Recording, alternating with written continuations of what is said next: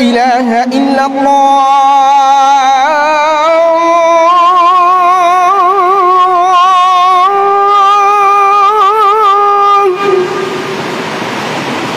أشهد أن لا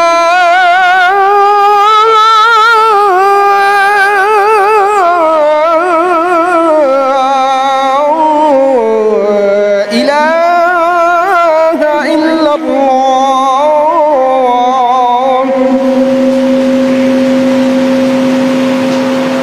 أشهد أن محمدًا رسول الله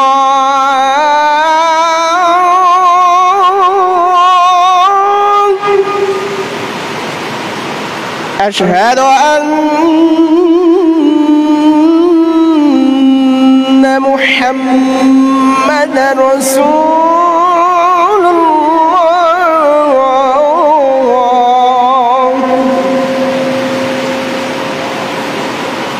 حي على الصلاة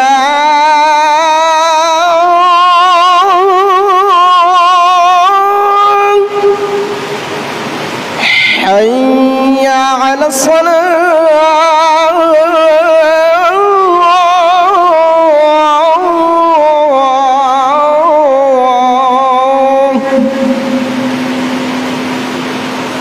حي على الفلاح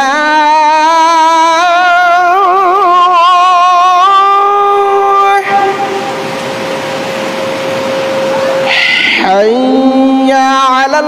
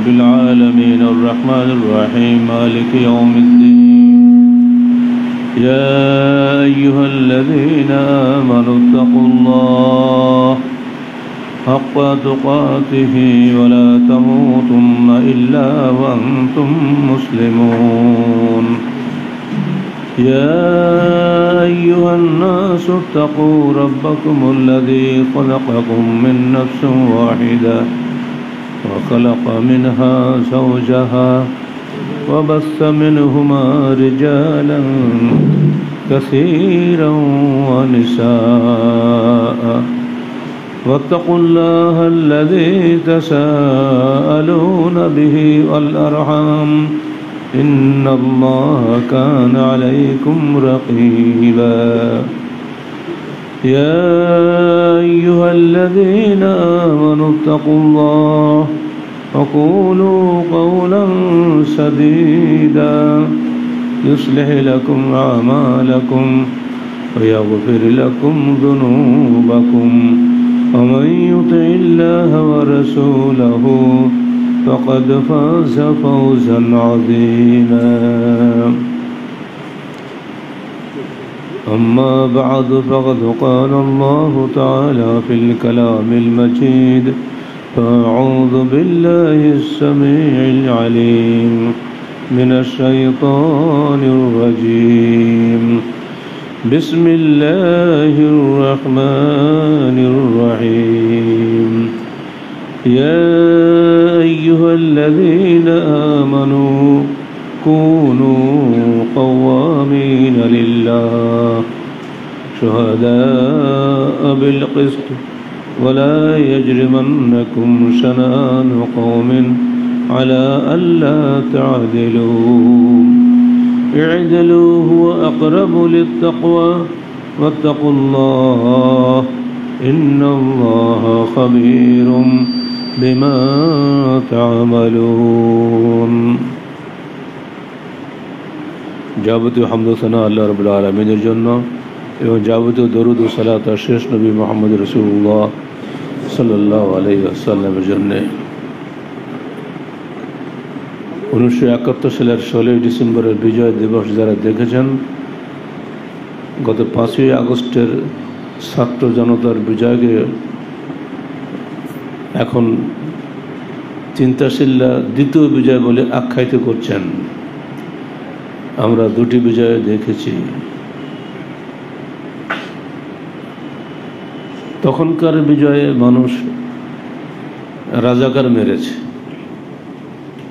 বলো জয় বাংলা, বলেছে লা ইলাহা ইল্লাল্লাহ, সঙ্গে সঙ্গে গুলি বাপ মার সামনে। একটা জায়গার ঘটনা আমাদের সচক্ষে দেখি নেই, আমি বিশ্বস্ত সূত্রে অনেকের মাধ্যমে শুনেছি, যেটা আসলে ভোলার মতো নয়। পাইকগাছার থানার মধ্যেই এক পুকুরের ধারে জড়কে বাপ মা দাদা দাদা সবাইকে জড়ো করে 265 জন রাজাকারকে ধরিয়ে আনলো, ছোটো ছোটো বাচ্চা ছেলে।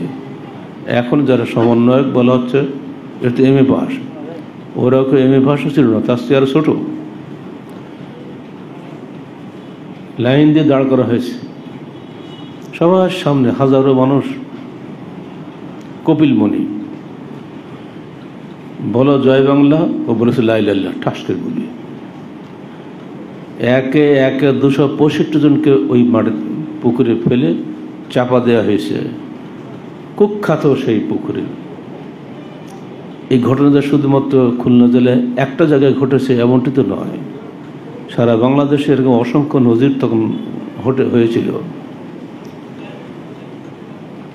শেখ মুজিব ক্ষমতা এলেন, তিনি বললেন তোমরা আমাকে 100 লোক খুঁজে দাও যারা নিরপেক্ষভাবে দেশ শাসন করবে। উনি তো সাধারণ ক্ষমা ঘোষণা করলেন, তাতেও কিছু হলো না। কোলাবোরেটর অ্যাক্ট করলেন, যে যা ছিলে এখন সব বাংলাদেশি, সব ছাড়া, রাগ হিংসা বিদ্বেষ ভুলে যাও, ভাই ভাই হয়ে দেশ গড়ে তোলার চেষ্টা করো। উনি সুন্দর ভাষণ দিলেন, কিন্তু না, সুযোগ পেলে মানুষের যে অবস্থা হয়, আজকে যে অবস্থা আপনারা দেখছেন, ভেঙে চুরে লুটপাট করে দিচ্ছে। কেন? তোমাকে আল্লাহকে ভয় নেই? আল্লাহর সামনে সব কৈফিয়ত দিতে হবে না? একটা টাকার মাল চুরি যদি করে নিয়ে আসো তুমি, এগুলি লুটের মাল, গনিমত নাকি? আমরা বলে দিচ্ছি, যারা যা নিয়ে এসছো নগর ভবন থেকে বা কারো বাড়ি থেকে, সবগুলো ফেরত দাও। আন্দোলনের দ্বিগুণ তো ফেরত দিতে হবে কিয়ামতের মাঠে, একটা ছাড়বে না আল্লাহ। ব্যক্তিগত মাল চুরি করলে যে শাস্তি, সমষ্টিগত মাল চুরি করলে তার চেয়ে বহুগুণ বেশি শাস্তি। নগর ভবন যারা লুট করেছ, এটা মেয়র সাহেবের একার টাকায় নয়, এটা জনগণের টাকায়। তোমার টাকা আছে, আমার টাকা আছে, তো এর শাস্তি বহুগুণ বেশি। গণভবন যারা লুট করেছে তাদেরকে একইভাবে বলছি, ফেরত দিয়ে যাও। কোথায় ফেরত দেওয়ার জায়গা ছিল না, এখন যেহেতু একটা অন্তর্বর্তীকালীন সরকার সামনে এসেছে, তাদের কাছেই ফেরত দাও। পরিষ্কার বলো, আমি এটা নিয়ে গেছিলাম লুট করে, ভুল হয়েছে স্বীকার করছি, ফেরত নেন, রেকর্ড রাখো, কাগজে লিখে নাও যে নিয়েছিলাম, ফেরত দিলাম। নইলে দুনিয়ায় মাপ পেলেও আখেরাতে তোমাকে কি ছাড়বে না, সাবধান।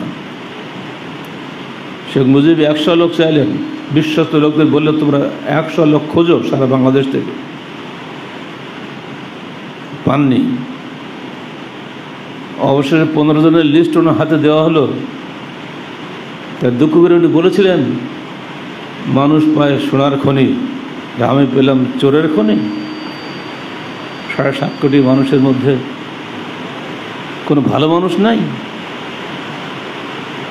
বিচারপতি লতিফুর রহমান তত্ত্বাবধায়ক সরকারের প্রধান ছিলেন। গাইবান্ধা কারাগারে বসে তার জীবনীটা আমি পড়েছিলাম। সেখানে উনি এগুলো লিখছেন যে আমাকে যখন নিয়োগ দেওয়া হলো তখন জাস্টিস শাহাবুদ্দিন বা যারা ছিলেন ক্ষমতায় 10 জন লোক খুঁজে বের করতে হিমশিম খেয়ে গেছিলেন সারা দেশ থেকে। 10 জন লোক খুঁজে পাচ্ছিল না। পরে 10 জনকে দিয়ে ওনারা তত্ত্বাবধায়ক সরকার করলেন, যারা 2 বছর থাকলো কাছাকাছি। ওনারা খুঁজেছেন ওনাদের মতোই, মানুষ সৎ কিন্তু বস্তুবাদী, দিনদার নয়, সালাদ পড়া সিয়াম করে, সবই ঠিক আছে। মুখে বলা হচ্ছে অধিকাংশ রায় চূড়ান্ত। বাংলাদেশ অধিকাংশ মানুষ কি মুসলমান নয়? উচিত ছিল এদেশে ইসলামী আইন জারি করা, কেউ না করতো না, কিন্তু এই সৎসাহস ওই 10 জনের কারোর মধ্যেই ছিল না। লোক ভালো, মেরিকেটি খায় না, চুরি চামারি করে, ওদের ঠিক আছে, কিন্তু ইসলামী আইন জারি করা যে হিম্মত লাগে, যে সাহস লাগে এবং যে এলেম লাগে, তখন তো কিছুই নাই। কী করবে? শেখ মুজিবুর 7 লক্ষ জীবন নেই, ফলে নিজে সপরিবারে নিহত হয়েছেন। তার মেয়েও 7 লক্ষ জীবারই, তিনিও ন্যাক্কারজনকভাবে পালিয়ে যান বাঁচিয়েছেন। এখনো পর্যন্ত যারা 7 লোকের সন্ধান করছে শুধু, কিন্তু তার মূল বিষয়টিকে খেয়াল করছেন না, এদেশের মানুষের আকীদা বিশ্বাসের প্রতি কোনো শ্রদ্ধাবোধ দেখাচ্ছেন না, তারা যতই তত্ত্বাবধায়ক সরকার করুন লাভ হবে না। দেখলাম কালকে নেটে, আপনারাও দেখেছেন নিশ্চয়ই, 17 জনকে সামনে রেখে একটা তত্ত্বাবধায়ক সরকার অন্তর্বর্তীকালীন, তত্ত্বাবধায়ক বলতে আবার আগের মতো ভাষা মিলিয়ে যায়, ওটা তো করা যাবে না, নাম দিয়েছে অন্তর্বর্তীকালীন সরকার। অন্তর্বর্তীও যা, তত্ত্বাবধায়কও তাই। মাথায় রাখা হয়েছে আন্তর্জাতিক পুঁজিবাদের যিনি শিখণ্ডী, বাংলাদেশে সুদভিত্তিক ক্ষুদ্র ঋণের প্রবক্তা যিনি, তাকে যারা নোবেল দিয়েছে তারাই তাকে সামনে রেখেছে, প্রফেসর ইউনুসকে। তিনিও মুসলমান, তাকেও আমরা বলবো দয়া করে অর্থনীতির সাবজেক্ট আল্লাহ পাক আপনার মাথায় দান করেছেন, এই সাবজেক্ট আল্লাহ সবাইকে দেয় না, এই সাবজেক্টটা আল্লাহর পথে ব্যয় করুন। সুদী অর্থনীতি কশ্চিনকালেও দুনিয়াতে শান্তি আনে নাই। ইসলাম আসার বহু পূর্বে প্লেটো এসছেন, আইনস্টাইন এসছেন, যারা আসছে প্লেটোর সঙ্গে যারা ছিল সবাই, সেই যুগের যত অর্থনীতিবিদ, গ্রিক পণ্ডিত সবাই বলেছে যে সুদ হলো পৃথিবীতে যত অশান্তি এবং দারিদ্র্যের মূল কারণ। এটা প্রফেসর ইউনুস নিশ্চয়ই উনি নিজেও জানেন। তাকে অনুরোধ করব, 83 বছরের বৃদ্ধ বয়সের বেশি দিন দুনিয়ায় বাঁচবেন না, তওবা তিল্লা করে এবার চলে আসেন কোরআন হাদিসের দিকে। সুদ হারাম, বাংলার জমিনে সুদভিত্তিক কোনো অর্থনীতি থাকবে না। যদি এদিকে ফিরে আসতে পারেন তাহলে আপনার শেষ জীবনটা সার্থক হবে। আনওয়াল আমালুল খাওয়াতিম, শেষ আমলের উপরেই তার জান্নাত জাহান্নাম নির্ধারিত হয়। যদি আপনি সুদের উপরেই থাকেন তা আপনার জন্য সির্ফ জাহান্নাম। দুনিয়া যত সম্মান পান না কেন, আখিরাতে আপনার 3 পয়সা মূল্য নেই। অনুরোধ থাকবে বর্তমান অন্তর্বর্তীকালীন সরকারের যারা এসেছেন সবারই কাছে, বিশেষ করে 2টি বাচ্চা যে তোমরা গিয়েছ, তোমার তো বাচ্চারাও এই ভাস্করই বসে আসতো, সমস্যা নেই, বাচ্চার বাবার মতো বয়স হয়ে সব সমাজ বিল হয়ে যাবে। তোমাদেরকে বলছি, তোমাদের বলা যায় উচ্ছ্বাস এবং তোমাদের এই চেষ্টার বিনিময়ে আজকে নতুন দিগন্তের সূত্রপাত হয়েছে। এই সময়টা তোমরা ব্যয় করো, তোমার বাপদাদাদের এবং তোমাদের নিজেদের আকীদা বিশ্বাসের ভিত্তিতে দেশটা গড়ে তোলো, ইসলামের ভিত্তিতে গড়ে তোলো। ইসলাম ব্যতীত সত্য কিচ্ছু নেই দুনিয়াতে। আল্লাহ রাসূল বলছেন, ইহুদি হও নাসারা হও, যারা আমার আগমন বার্তা শুনেছ অথচ ইসলামের উপরে ঈমান আনো নেই, ইল্লা কানা মিন আসহাবিন নার, অবশ্যই তোমরা জাহান্নামের অধিবাসী হবে। তাই সমন্বয়ক নাম দেওয়া যে নামই দাও, তোমরা যত কিছুই করো, যদি ইসলামের স্বার্থে না করো, তোমাদের এই উচ্ছ্বাস দুনিয়াতেই থেকে যাবে, আখিরাতে কোনো কাজ দেবে না। আমরা দোয়া করব অন্তর্বর্তীকালীন সরকারের যারা সদস্য হয়েছেন প্রত্যেকেই যেন কোরআন এবং সহিহ হাদিসের আলোকে কোরআন সুন্নাহ মেনে এদেশ পরিচালনা করেন, কারণ এটার এদেশের মানুষের প্রাণের আকাঙ্ক্ষা, এদেশের মানুষের সত্যিকারের আকিদা বিশ্বাস হচ্ছে ইসলাম। আর পৃথিবীর তৃতীয় বৃহত্তম মুসলিম রাষ্ট্র হচ্ছে বাংলাদেশ। এখানে যদি কখনো ইসলামী রাষ্ট্র হয়, ইসলামী খেলাফত প্রতিষ্ঠা লাভ করে, তাহলে সেটাই সম্ভব বাংলাদেশের জন্য, অন্য কোনো দেশে এটা আদৌ সম্ভব হবে না। কারণ এদেশে বলা যেতে পারে 91% মুসলমান, তার মধ্যে বলা যায় প্রায় 90% সুন্নি, একই আকিদাভুক্ত সব। পাকিস্তানে কিন্তু মুসলমান আছে, কিন্তু ওখানে এত মারামারি, শিয়া সুন্নি কাদিয়ানি এক হইচই মেলা। এই দেশে ওই সমস্যা খুবই কম, নাই বললেও চলে। অতএব এই দেশটা একটা মডেল রাষ্ট্র হিসেবে গ্রহণ করার জন্য সবাই চেষ্টা করবে, আমাদের সেই দাবি থাকবে। আল্লাহ বলছেন, দেখো, ইয়া আইয়ুহাল্লাযীনা আমানু, হে বিশ্বাসীগণ, কুনু কাওয়ামিনা লিল্লাহ, তোমরা আল্লাহর জন্য সত্য সাক্ষ্য দানে অবিচল থাকো, এবং কোনো সম্প্রদায়ের প্রতি বিদ্বেষ যেন তোমাদেরকে অবিচারে প্ররোচিত না করে। তোমরা ন্যায় বিচার করো, যা আল্লাহ ভীতির সর্বাধিক নিকটবর্তী। তোমরা আল্লাহকে ভয় করো, নিশ্চয়ই আল্লাহ তোমাদের কৃতকর্ম সম্পর্কে সম্যক অবহিত। ইনসাফ ও ন্যায়নীতি হচ্ছে এখন সবচেয়ে বড় চাওয়া মানুষের। কোনো দলের প্রতি হিংসা করে তাকে পর্যদস্ত করা, এটা কোনো মানুষ চাচ্ছে না। প্রত্যেকটা মানুষ এখন চাচ্ছে সুশাসন, ন্যায় বিচার। বিশেষ কোনো দলের প্রতি হিংসা রেখে কোনোদিনও রাষ্ট্রে শান্তি আসবে না। এই বিষয়টি মাথায় রাখতে সবার আগে। এই সঙ্গে আরেকটি আয়াত আমি স্মরণ করিয়ে দিই। আল্লাহ বলছেন, ইয়া আইয়ুহাল্লাযীনা আমানু কুনু কাওয়ামিনা বিল কিসতি শুহাদা লিল্লাহ ওয়ালাউ আলা আনফুসিকুম আবিল ওয়ালিদাইন ওয়াল আকরাবিন ইয়াকুম গানিয়ান আও ফাকিরান ফাল্লাহু আওলা বিহিমা। হে মুমিনগণ, তোমরা ন্যায়ের উপরে প্রতিষ্ঠিত থাকো আল্লাহর জন্য সাক্ষ্যদাতা হিসাবে, যদিও সেটি তোমাদের নিজেদের কিংবা তোমাদের পিতামাতা ও নিকট আত্মীয়দের বিরুদ্ধে যায়। বাদী বিবাদী ধনী হোক বা গরিব হোক, আল্লাহ তাদের সর্বাধিক শুভাকাঙ্ক্ষী। অতএব ন্যায় বিচারে তোমরা প্রবৃত্তির অনুসরণ করো না। আর যদি তোমরা ঘুরিয়ে পেঁচিয়ে কথা বলো অথবা পাশ কাটিয়ে যাও, তো জেনে দেখো আল্লাহ তোমাদের সকল কৃতকর্ম সম্পর্কে সম্যক অবহিত। সূরা নিসা 135 আয়াত।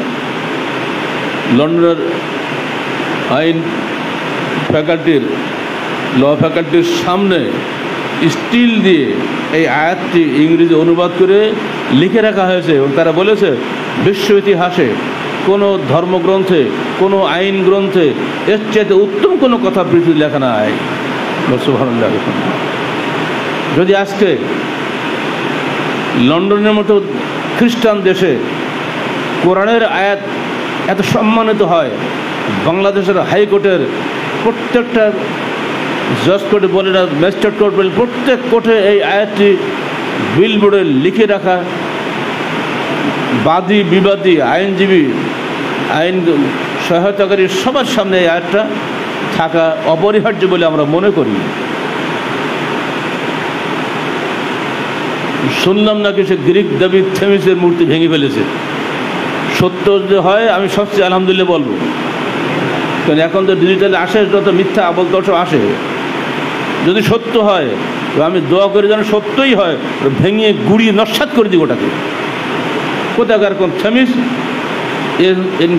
এসকে সিনহা যখন প্রধান বিচারপতি ছিল হিন্দুটা, তখন ওইটাকে এনে লাগাই দিয়েছিল। ব্যাপক প্রতিবাদের মুখে ওটাকে সরিয়ে বর্ধিত ভবন, মানে অ্যানেক্স ভবনের সামনে রাখা হয়েছে। এখনও ঢাকা হাইকোর্টের ছবি দেখা গেলে ওই মূর্তির ছবিটা আগে দেখা যায়। ওটা ভাঙতে হবে, গুঁড়ো করে দিতে হবে, কোনো মূর্তি চলবে না। এটা মূর্তি পূজার দেশ নয়, এটা তৌহিদের দেশ। তৌহিদ দেশে মুক্তি থাকতে পারে না।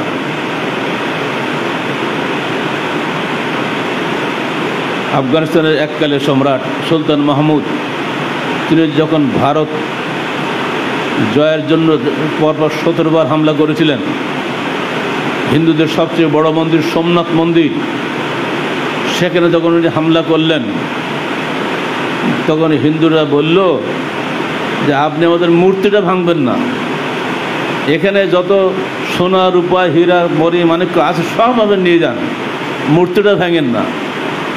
তো সুলতান মাহমুদ ছোট্ট জবাব দিয়েছিলেন, হাম মুসলমান হ্যায়, হাম বুত শিকুন হ্যায়, বুত পুরুষ নেই হ্যায়। আমরা মুসলমান, আমরা মূর্তি বিক্রেতা নয়, মূর্তি ভাঙ্গা জাতি। অত সবার আগে তো মূর্তি ভাঙা হবে, তারপর তো সোনার উপর ব্যাপার হবে। এই মেজাজওয়ালা মানুষ কোথায় পাবেন? আমরা চাই অন্তর্বর্তীকালীন সরকারে যারা আছেন এই মেজাজওয়ালা হন। আপনারা মুসলমান ঘরের মানুষ, ইসলামের দেশের মানুষ, মুসলমানদের ট্যাক্সের উপরে আপনাদের বেতন ভাতা হবে। দয়া করে মুসলমানদের মনের কথা শুনুন। 91% মুসলমানের দাবি অনুযায়ী এদেশে ইসলামী খেলাফত কায়েম করুন, এর বাইরে আর কোনো পথ খোলা নাই।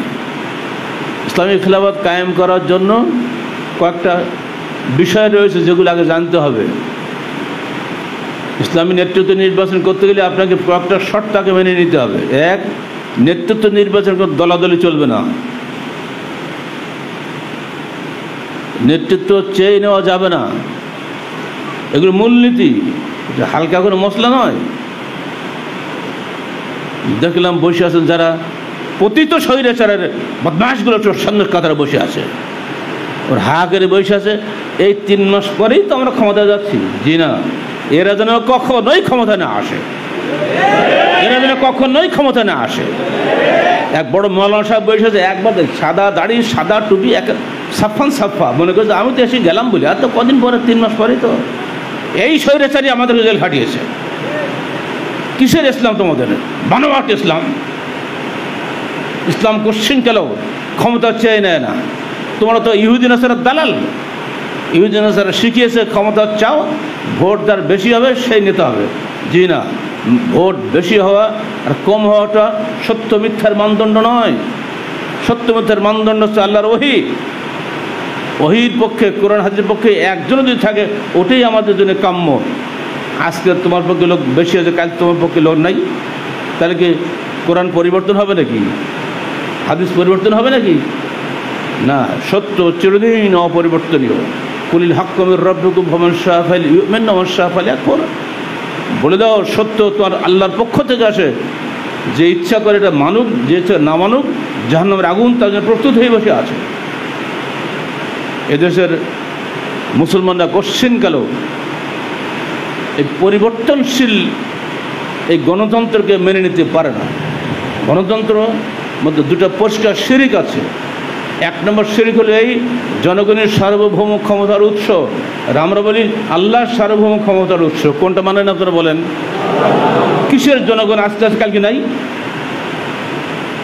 এখানে বলে অধিকাংশ রায় চূড়ান্ত, আমরা বলি হাদিসের বিধানে চূড়ান্ত, ওহীর বিধানে চূড়ান্ত, অধিকাংশ রায় চূড়ান্ত নয়।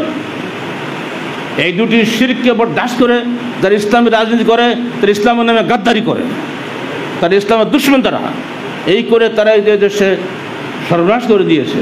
এর বিরোধিতা করার জন্যই সবার আগে টার্গেট করেছে আমাদেরকে, যেন আহলে হাদিস আন্দোলন বাংলাদেশ, এরা আমাদের আকীদার বিরোধী, এদেরকে আগে সাইজ করো। আবারও যদি তারাই আসে, আমাদের সবচেয়ে আগে ভাগে প্রতিবাদ করে দিচ্ছি এই পতিত স্বৈরাচারদের কোশ্চিন করে ক্ষমতা না আসে। যারা বসে আছে সেলিব্রিটি, যারা ক্ষমতায় গিয়েছ, তোমাদেরকেই বলছি, এখন তোমাদের হাতেই ক্ষমতা। আর প্রথম ইউনুসকে বলছি, আপনি সুদ বন্ধ করেন আগে। ক্ষুদ্র ঋণ দিয়ে মানুষকে খুশি করে, আপনার ইতিহাস আমরা জানি, কিন্তু বিনা সুদে ঋণ দেওয়ার অভ্যাস করে, কর্জে হাসানা দেন, এর নিয়ম কারণ আমরা বলে দিয়েছি আমাদের বইয়ের মধ্যে। জাকাত ও সাদাকা বইটা পড়ুন, দেখুন ওমর ফারুক রাহমাতুল্লাহ ঘটনা আমি শুনিয়ে দিচ্ছি আপনাদের। রাসূলুল্লাহ সাল্লাল্লাহু আলাইহি ওয়াসাল্লাম সাহাবী মুআয বিন জাবালকে পাঠালেন ইয়ামনে। পাঠান সাহেব বলেন, মুআয, আমি তোমাকে এমন একটি দেশে পাঠাচ্ছি যেখানকার লোকেরা সব অমুসলিম, তুমি সেখানে গিয়ে তাদেরকে আগে কলমে শাহাদাতের দাওয়াত দিবা। যদি তারা কলমে শাহাদাত মেনে নেয়, তো তাদেরকে 5 ওয়াক্ত সালাতের ফরজিয়াতের বিষয়ে দাওয়াত দিও। যদি তারা সেটা মেনে নেয় তো তাদেরকে যাকাতের দাওয়াত দিও। তখন তুমি তুখাজুন আগ্নিয়াহিম ওয়া তুরাদ্দু ইলা ফুকারাহিম, সে দেশের ধনীদের কাছ থেকে তুমি যাকাত নেবা আর সে দেশের গরিবদের মধ্যে ওটা বিতরণ করে দেবা। এরপরে যখন মুয়াজকে বিদায় দিচ্ছেন, আল্লাহ রসুল নিজে পায়ে হেঁটে আর মুয়াজ আছে ঘোড়ার উপরে বসে, মুয়াজ যাও, তুমি যখন ফিরবে আমাকে আর পাবে না। তিনি অ্যাবাউট টার্ন করে বলছে আল্লাহ ইত্তাকিল্লাহ, আল্লাহ। মুয়াজ যেন আল্লাহকে ভয় করে। মুয়াজ শুনতে শুনতে চলে গেলেন। উনি এলেন আর আল্লাহ রসুলকে পান নাই। এরপরে আবু বকর যেমন আসলো মাত্র 2.5 বছর। আবু বকর পর ওমর খেলাফতে আসলেন। এইবারে ওই এমন থেকে সারা জাকাত হকদার সবাইকে দিয়ে টিয়ে অনেক রাজস্ব বেঁচে গেল। তা 3 ভাগের 1 ভাগ রাজস্ব উনি সব মদিনার রাজধানীতে ফেরত পাঠিয়ে দিলেন। ওমর এমন ধমক দিলেন যে তোমাকে পাঠিয়েছি কি আমি খাজনা আদায় করার জন্য? তুমি আদায় করবে, ওখানেই বিতরণ করবে, ওদের সব গরিব দিয়ে দেবে। মদিনা কেন পাঠাচ্ছ? আমার এখান থেকে অভাব নেই। তো মুয়াজ বিন জাবাল বলছে, হে খলিফা, যদি ইয়ামানের বুকে একজন হকদার থাকতো তো মুয়াজ কখনই আপনার কাছে পাঠিয়ে দিত না। আজকে পুরো ইয়ামানে একজনও হকদার নেই যে যাকাত নেওয়ার অধিকারী। বাংলার ইতিহাস আজ 53 বছর ইতিহাসে এবং একটা রেকর্ড দেখাতে পারবে, হে গণতন্ত্রের দল দেখাও কোথা দেবে। এখনো পর্যন্ত আমেরিকায় 19% দারিদ্র্য সীমার নিচে বসবাস করে। লম্বা লম্বা কথা বলো, ইসলামের ইতিহাসের ধারে কাছে যাওয়ার ক্ষমতা পৃথিবীর কারো নাই। পরের বছরে উনি 2/3 পাঠিয়ে দিয়েছেন, আবার বকা খাইছে ওমরের কাছে। পরের বছরে সবটাই পাঠিয়ে দিয়েছে। ওমর বলছে কী শুরু করলে? বলে আমাদের কোনো হকদারই নেই, দেবো কাকে? ইসলামের ইতিহাস আমরা আমাদের জাকাত সাদাকা বইয়ের মধ্যে তুলে ধরেছি, ওগুলো পড়ার জন্য, জানার জন্য, শেখার জন্য। ইসলাম সম্পর্কে আদৌ কোনো ধারণা নেই তোমাদের। তোমরা যদি দেশের দায়িত্ব গ্রহণ করো, তোমরা দেশকে আর ডুবিয়ে ফেলবে। এই তো আমেরিকা খুব খুশি হয়ে ধন্যবাদ জানিয়েছে, ভারত খুশি হয়ে ধন্যবাদ জানিয়েছে। ভারত আমেরিকা এরা কি ইসলামের পক্ষে না বিপক্ষে? এরা যদি কাউকে ধন্যবাদ জানায় বুঝতে তোমাকে সর্বনাশ করে দেবে। রাই অলন তরদাল হুদুল্লাহ নাসর হাত্তা তাত্তা বিবল্লা তখন মন্দিরা লায়াত থেকে কাফির নব লায়াত থেকে মুমিনুল্লাহ কাফির না আউলিয়া। অন্য আয়াতে আসছে লায়াত থেকে মুমিনুল্লাহ ইহুদা ও নাসারা আউলিয়া। কয়েক ধরনের আয়াত আসছে। মুসলমান কখনো ইহুদি নাসারাকে বন্ধু হিসেবে গ্রহণ করতে পারে না। আল্লাহ বলছেন অন্য আয়াতে ইহুদি নাসারা কখনোই মুসলমানদের উপরে সন্তুষ্ট হতে পারে না। আচ্ছা, ইহুদি নাসারা যদি তোমাকে খুব সন্তুষ্ট হয় তোমার উপরে, বুঝতে তোমাকে সর্বনাশ করে ছাড়বে। আর একটা বাংলা প্রবাদ আছে, আমেরিকা যারা বন্ধু হয় তারা শত্রু লাগে না। এই শয়তানটা আসবে, তোমাদের পিছনে লাগবে, 2 দিন পরে তো বহুত বস্তা বস্তা টাকা দেবে। তোমরা বাবা এই তো টাকা নেই, গড় ভিতরে ভেঙে দিয়ে ফেলে যে টাকা নিয়ে আবার পরে যা হবে। এই না, ওপর নেওয়াই যাবে না, টাচ করা যাবে না। ভারত পশ্চিমকালে বাংলাদেশের বন্ধু নয়, তারা তাদের স্বার্থেই বাংলাদেশের সহযোগিতা করেছিল। আজকে পদ্মা শুকিয়ে গিয়েছে, আজকে তিস্তা শুকিয়েছে। কারা শুকিয়েছে? এগুলা সব ভারত শুকিয়েছে। তারা আমাদের শুকিয়ে মারছে, ডুবিয়ে মারছে। তা আমার বন্ধু, তারা খুশি হয় মানে কি? আমাকে ধ্বংস করা। সাবধান, যারা রাজনীতি করো, রাজনীতিকে বোঝো এবং শেখো। কোশ্চিনকালে ওদের রাজধানী যেন দেখি না যে আমাদের কোনো নেতা ওদের রাজধানী গিয়ে সেজদা করতেছে। এখন দিন পালিয়েছেন, পালানোর জায়গা তো আর এখন নাই। ঘুরে ফিরে উনি যেখান থেকে এসেছিলেন সেখানেই গেছেন। মেনহা খালাক নাকু ও ফিহান ওই দুকুম, উনি ওখানেই ছিলেন 2 বোন, ওখানেই 2 বোন চলে গেছে। আর যাবে কোথায়? এখন তো শুনছি অবস্থা আরও খারাপ হবে। ভারতের সঙ্গে বন্দি বিনিময় চুক্তি নাকি আগেই করে গেছিল শেখ হাসিনা। আর ওই চুক্তির অধীনে আমাদের বর্তমান সরকার যদি বলে, হে ভারত, আমাদের বন্দি প্রধানমন্ত্রী ওখানে আছে, ফেরত দেওয়া বাংলাদেশে, তোর অবস্থার কেমন হবে? যদি ফেরত দেয়, তাল ঘেরাতে মাল ঘেরা, ঘুরি ফিরে ওই ঘেরা। আবার তোমার সেই ক্যান্টনমেন্টে থাকতে হবে। এখানে যদি আয়না ঘরে বানানো থাকে আগে থেকে, ওই আয়না ঘরে ঢুকিয়ে তো আয়নাই থাকা লাগবে সারা জীবন, আর বেরোন লাগবে না। কি জুলুম করেছে DGDFI, আয়না ঘরে মানুষকে রেখে দিয়েছে। শুনি হতভম্ব, আমরা জীবনে আয়না ঘরের নামই শুনিনি। আমি আল্লাহ শুকরিয়া আদায় করছি যে আমাকে নিয়ে আয়নাঘরে ঢুকাই নাই। তো জীবনের ছেলে জানতে হতো না আব্বা আছে না মরে গেছে। 8 বছর পরে বের করেছে গোলাম সাহেব ছেলেকে, বুড়ো হয়ে গেছে, তার বউ অনুযায়ী বিয়ে করেছে, মা মরে গেছে, সংসার কেউ নাই, খালি বাড়ি। তার জীবনটা একবার চিন্তা করতে পারেন? ওখানে ছিল একা, দুনিয়া এসে একা। ঠিক আর একজন ভাইয়ের একই অবস্থা। যে সরকার আয়নাঘর বানিয়ে নিজের দেশের নাগরিককে জুলুম করে, তার তো দুনিয়াতে বাস করার অধিকার নেই। আর এই বলে গণতন্ত্র, এর চেয়ে স্বৈরতন্ত্র কিছু থাকতে পারে? আল্লাহ পাক আমাদের দেশকে হেফাজত করুন এবং আমাদেরকে আমাদের ইসলাম নিয়ে বাঁচবার তৌফিক দান করুন। যে কোনো মূল্যে ওহির বিধান অনুযায়ী যেন দেশ পরিচালিত হয়, যেন আল্লাহর কাছে প্রাণ খুললে আমরা দোয়া করব, আল্লাহ তুমি যে কোনো সুযোগে এদেশের মানুষের সামনে তোমার দিনকে বিজয়ী করো। যা কার মধ্যে করবে তুমি ভালো জানো, আমরা তো মানুষ জানি না। আমরা গত জুমায় আল্লাহর কাছে কাঁদিনি আমরা, আল্লাহ জালেম হটাও। সূরা নিসা 75 আয়াত বলিনি আমরা, ওয়াজআলনা মিন লাদুনকা ওয়ালিয়্যান ওয়াজআলনা মিন লাদুনকা নাসীরা। আল্লাহ তুমি আমাদের জন্য নেতা পাঠিয়ে দাও, আমাদের সাহায্যকারী পাঠিয়ে দাও। বললাম শুক্রবারে নেতা চলে এলো, তো রোববারে পাঠায়নি। প্রাণ দিয়ে কানলে আল্লাহ পাক মানুষের প্রাণের কথা শোনে, তার প্রমাণ কিন্তু আমরাই, তাই না?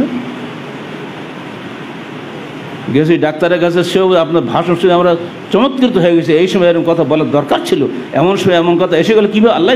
আমি বললাম যে আমিও জানি না কীভাবে কথা এসে গেল। এটা আল্লাহর পক্ষ থেকে এসেছে বলি আল্লাহ কবুল করেছেন এবং আল্লাহ বাংলার জমিনকে পরিবর্তন করে দিয়েছেন। এত চোখের পলকে পরিবর্তন যেটা হচ্ছে বাংলার জমিনে, ওটা বিশ্ব ইতিহাসের তাক লাগানো ইতিহাস, কোথাও এরকম হয় নাই। 17 কোটি মানুষের মধ্যে যে পরিবর্তন দেখা যাচ্ছে, তো দারুণ। এই সুযোগে এই দুষ্কৃতিকারীরা যারা আগে লুটপাট করে খাইছে, ওরা এখন ভুল পাল্টে ওরাও লুটপাট করবে এখন। অত সাবধান, লুটপাটে ঢুকবেন না। লুটপাট যারা করছো তারা ফেরত দাও, নইলে তোমার ঘুম হবে না। তো তুমি নিয়ে করবাটা কি? তোর বউ বলবে ফেরত দাও, ছেলে বলবে ফেরত দাও, মেয়ে বলবে ফেরত দাও। তুমি কার খাবা? কার জন্য করছো এগুলা? চুরি করে চোর করে ভালো ব্যাগ বাড়ি ঘুমাতে পারবে না। অতএব ফেরত দাও এগুলা। মাদায়ান জয় হয়েছে, ইতিহাস শুনে রাখেন।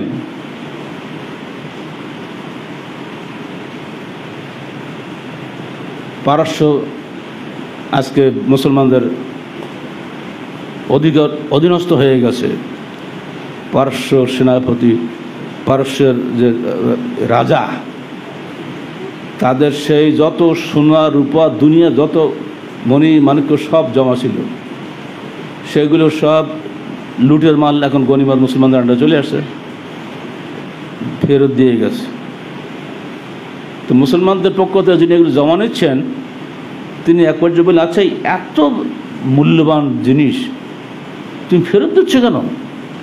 তুমি কিছু রাখলে তো পারতে। একটা যদি তুমি মুক্তা রাখতে, একটা টুকরা, ওটি তো তোমার বাপদা 14 হয়ে যেত। তো বলছে 2 দিন আগে যদি বলতেন তাহলে আমি এগুলোকে নিয়ে আসতাম না। কারণ 2 দিন আগে আমি ছিলাম খ্রিস্টান, কলমে পড়েছি কালকে, আজকে বিজয় হয়ে গেছে, সব এখন আপনাদের দিয়ে দেবো। একটা জিনিসও লুট করা যাবে না, কারণ আল্লাহ পাক লুটের মাল পছন্দ করেন না। এই যে আকীদার পরিবর্তন, এই আকীদার পরিবর্তন সবার আগে দরকার না? ভারতের সুলতান মোহাম্মদ বিন তুগলকি বংশ পড়ে দেখবেন। ইতিহাস না পড়লে জ্ঞান হবে না। তো এগুলো আমার পড়া হচ্ছে ছোটোবেলায়, কিন্তু ইতিহাস ভুলে যায় না, এগুলো হৃদয়ের দাগ কাটে। শোনা গেল একজন এসে বলেছে বাইরে যে আমাকে আদালত অন্যায়ভাবে বিচার করেছে এবং আমাকে বেত্রাঘাত করেছে, আমি তার বিচার নিয়ে এসেছি খলিফার কাছে। খলিফা তো না, সুলতান। ডাকালের ভিতরে রাজদরবার ভরা, মন্ত্রী দিয়ে, কী ব্যাপার বাবা? যুবক ছেলে। তো বললো আমাকে এরকমভাবে অন্যায়ভাবে বেত্রাঘাত করেছে, আমি কিন্তু অন্যায় করি নাই, কিন্তু এই পরশ এই অন্যায় বিচারে আমাকে এই বেত্রাঘাত করা হয়েছে। দরবার ভর্তি সবার সামনে মোহাম্মদ তুগলককে ঈশ্বরী গুপ্ত পাগল বলেছে। এই জন্য পাগল বলবেই, উনি সবার সামনে দাঁড়িয়ে রাষ্ট্রের শ্রেষ্ঠ ব্যক্তি আমি তোমার কাছে করজোড়ে ক্ষমা ভিক্ষা চাচ্ছি, এসো আমার কাছে আসলো, নিজের পিছনের জামা খুলে দিলেন, খালি পিঠে নিজের হাতের যে বেগটা দিলেন ওই ছেলের হাতে, তুমি পিটাও আমাকে। না আমি মারবো না, আমি মাফ করে দিস না। আপনি ক্ষমা চেয়েছেন, আর কারো দরকার আছে না? ক্ষমা দিয়ে হবে না, তুমি আমাকে মারো। শেষকালে মারতে বাধ্য করা হলো, আরও জোরে মারো, আরও জোরে, তোমার পিঠে যেভাবে রক্তাক্ত হয়েছে আমার পিঠ রক্তাক্ত করে দাও। শেষকালে তাই করা হলো। তারপরে তিনি বুকে জড়িয়ে ধরলেন ছেলেটাকে, তুমি আমাকে বাঁচালে। কিয়ামতের দিন আল্লাহ পাক আমাকে জাহান্নামে দিতেন, আজকে দুনিয়াতে প্রতিশোধ তুমি নিতে পারলে আমি আশা করি এর মাধ্যমে আল্লাহ পাক আমাকে আখিরাতে ক্ষমা করবেন। এই বিচার এই বাংলাদেশ, এই ভারতে হয়েছে। বিশাল আসদ্রত্য মতলব এই ভারতবর্ষ আজকে 5টা দেশে ভাগ হয়ে গেছে। সম্রাট আওরঙ্গজেব 50 বছর তিনি ক্ষমতায় ছিলেন।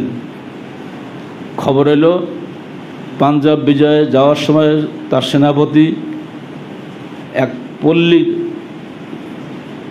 ভিতর দিয়ে যাওয়ার সময় ব্রাহ্মণদের একটা মেয়েকে সে দেখে বিয়ে করতে চেয়েছে, বলে গেছে ফেরার পথে আমি আবার আসবো, তো মেয়েকে বিয়ে করব। তো ব্রাহ্মণ তো মুসলমানের সঙ্গে বিয়ে দেবে না। এই খবরটা চলে গেছে দিল্লিতে। আওরঙ্গজেব বললেন ঠিক আছে। উনি জানেন ও কয় ফিরবে, উনি চলে আসছেন। ওই ব্রাহ্মণদের বাড়ির পাশে ছোট্ট একটা কুঠরি, ব্রাহ্মণকে বললো তুমি কাউকে কিছু বলবে না, আমি এখানে রাত্রি থাকবো, আল্লাহর ইবাদত করব। ঠিক দিনের দিন সেনাপতি চলে আসছে, ওই ঘর থেকে বেরিয়ে উলঙ্গ তরবারি নিয়ে সামনে দাঁড়িয়ে গেছে আওরঙ্গজেব। এই ভয়ে হাততে পড়ে গেছে, তোর ওর বাপরা স্বয়ং বাচ্চার সামনে। ব্যাস যা হওয়ার তা তো হলোই, ও চলে গেল, কিছুই হয়নি। এখন ওই যে ব্রাহ্মণের অবস্থা কি, সে একদম করজোড়ে নিবেদন করছে, আপনি নিজে এখানে একসাথে ছদ্মবেশ ধরে বুঝতে পারি না আগে, আপনি আজকে দিল্লি বাদ দিয়ে এখানে আমার পরণ কুটিরে চলে আসছেন। হ্যাঁ, আমি রাষ্ট্রের প্রধান দায়িত্বশীল, আমার সেনাপতি অন্যায় করলে আমাকেই তার ফল ভোগ করতে হবে, আর ওকে ঠেকানোর ক্ষমতা তোমাদের নাই, তাই আমি স্বয়ং এসেছি যাতে ওকে ঠেকানো যায়। তুমি আমাকে ক্ষমা করো, তোমার মেয়ের উন্নত জায়গায় বিয়ে হবে, সব খরচ করতে আমরা ব্যবহার করব, সব আমরাই বিহার করবো, কোনো চিন্তা করো না, তুমি স্বাধীনভাবে থাকো। ব্রাহ্মণ নিজে খুশি হয়ে ওই ইবাদত গৃহটাকে মন্দির বানিয়ে ফেলেছে, বলে এইখানে আমরা আমার দেশের সম্রাট এইখানে ছিলেন এক রাত্রি, এটা আমার পবিত্র গৃহে পরিণত হয়ে গেছে। এই ন্যায় বিচার ইতিহাস কোথায় পাবে না? ভারতের ভদ্রলোকের নামটা বলে যাচ্ছি, তিনি চেপে রাখা ইতিহাস বলে একটা বই লিখে, আরে মোটা গোলাম মুর্তজা, তার মধ্যে এই ধরনের বহু ঘটনা আছে, এগুলো চেপে রাখা ইতিহাস। মুসলমানদের এই সুন্দর ইতিহাসগুলো ইন্ডিয়ান ঐতিহাসিকরা, যদুনাথ সরকার, ঈশ্বর প্রসাদ সরকার, এর বদমাস, এরকম সব চেপে রাখছে। এই জন্য বছর পরে বছর তারা ক্ষমতা থাকতো, মানুষ তাদেরকে স্বাগত জানাতো। এখন 5 বছরই চলে না, মনে ক্ষমতার জন্য বছর বছর পাল্টায়। ভাব করে তাই হয়েছে না, হবে না। ক্ষমতা যদি 1 বছর যদি কেউ থাকে, আর যদি জালেম হয়, এই 1 বছরে জুলুম করে তোমার সব শেষ করে দেবে। সবার আগে সুশাসন এবং ইনসাফ চাই। ইনসাফ ও ন্যায় নীতি ছাড়া কোশ্চিনকালে সমাজ বাঁচতে পারে না। মাদায়নের এই ঘটনা মানুষকে শিক্ষা দেয়, হাজারো রত্ন চাইতে জান্নাত বেশি মূল্যবান। মুক্তাদিবি আমরিল্লাহ, আব্বাসীয় খলিফার মন্ত্রী, প্রচণ্ড শীতের মধ্যে উনি বেরিয়েছেন প্রজাদের অবস্থা দেখার জন্য। হঠাৎ একজন এসে বলছে, হে মন্ত্রী, অমুক জায়গায় আমি দেখে এলাম। তখন তো এত ইলেকট্রিক লাইট আর মোবাইলটা তো ছিল না, মাস খোঁজবে কি করে? চারিদিকে লোক পাঠা খোঁজা, কোথাকে রিপোর্ট দাও। একজন সে রিপোর্ট দিল, ওই ঘরে বাচ্চা আছে, 3-4টা বাচ্চা নিয়ে মা কান্নাকাটি করছে, প্রচণ্ড শীতে তাদের কাপড় চোপড় নাই, খাওয়া দাওয়ার নাই, কি করবে? অন্ধকারে তারা পড়ে আছে। তাই এখনই যাও, রাজকোষে যা আছে সব নিয়ে যাও, দিয়ে আসো। আর নিজে কাপড় চোখ খুলে শীতে থরথরকে কাঁপতে লাগলেন, বলে তুমি না আসা পর্যন্ত আমি এখানে এইভাবে থাকবো। সব নিয়ে গেল, তাদের দিল, তার খুশি হলো, ফেরত আসলো, তারপরে জামা গায়ে দিলেন। এগুলো কল্পনা করা যায়? মন্ত্রী, খলিফা তো আরও বড়। এ যুগে, ইসলামী যুগের সোনালী ইতিহাস, এগুলো যদি আমাদের সামনে তুলে ধরে, তো আমাদের ছেলেদের সামনে, আমাদের স্কুল, কলেজ, ইউনিভার্সিটিতে, তারা নিঃসন্দেহে ইসলামকে স্বাগত জানাতে হবে।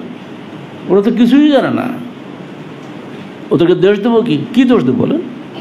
এখন তো সিলেবাস বানিয়েছে, এই সিলেবাস হচ্ছে নষ্ট সিলেবাস। বাংলা ইতিহাসে কখন এসেছে কিনা সন্দেহ, এত বাজে সিলেবাস এসছে। এই সিলেবাসটা একদম শেষ করে দেওয়া দরকার। এগুলি সবই পরিবর্তন হোক, এটা আমরা কামনা করি। সবার আগে শিক্ষা ব্যবস্থা পরিবর্তন করতে হবে।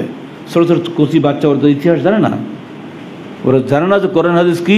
কোরআন হাদিস অনুযায়ী লেখাপড়া শিখলে সমাজ পরিবর্তনটা কত সহজ হয়। আল্লাহ পাক আমাদের সবাইকে যে কোনো মূল্যে পবিত্র কোরআন ও সহিহ হাদিসের আলোকে এই সমাজ গড়ার তৌফিক দান করুন। এবং বর্তমানে যারা ক্ষমতায় এসেছে তাদের কাছেও আমরা প্রস্তাব পাঠিয়েছি, আবার পাঠাবো। দরকার ফিজিক্যালি আমি লোকজন পাঠাবো তাদেরকে দেওয়ার জন্য। কিছু না, অন্তত ইসলামী খিলাফত নেতৃত্ব নির্বাচন বইটা ওদের হাতে দিয়ে আসবে। বাবা, তোমরা এইভাবে দেশটা গড়ি তোলো। এর মধ্যে অনেক ঘটনার সাথে দেওয়া আসো। এছাড়া আমাদের তো কিছু করার নেই। যদি কালকে ওরা যদি আমাকেও যদি বলতো আপনি প্রধান হন, আমি দায়িত্ব নিতাম না। কারণ এখন যে সমস্ত লোকগুলো আছে, ও যারা সারা জীবন পচা পান্তা খাইছে, তাদের যে ঘি ভাত হবে। আমার আব্বা বলতেন যে পেঁয়াজ কাশে পেঁয়াজের ঢেকুর ওঠে, ওদের পেটের মধ্যে পেঁয়াজ ভরা। আমি যে রসগোল্লা খাই লাভ হবে? সারা জীবন ওরা জানে আমেরিকা, রাশিয়া, কি আর জার্মানি, এরাই হলো আমাদের অনুসরণীয় স্থান। লাভ তো নেই, এরা কিছুই নয়, এরা তো শত্রু। এরা ইহুদিন ছাড়া কোনো মুসলমানদের বন্ধু নয়। যদি পরিবর্তন আসে কখনো, ইনশাআল্লাহ পরিবর্তন আসবে বলে আমার আশাবাদী। মুসলমানের দোয়া বৃথা যাবে না। সবাই প্রাণ ভরে দোয়া করেন, আল্লাহ যেন এই দেশটাকে সত্যিকার অর্থে সোনার দেশে পরিণত করেন। আকুলু কওলি হাযা আস্তাগফিরুল্লাহ লি ওয়া লাকুম ওয়া লিসাইরিল মুসলিমিন।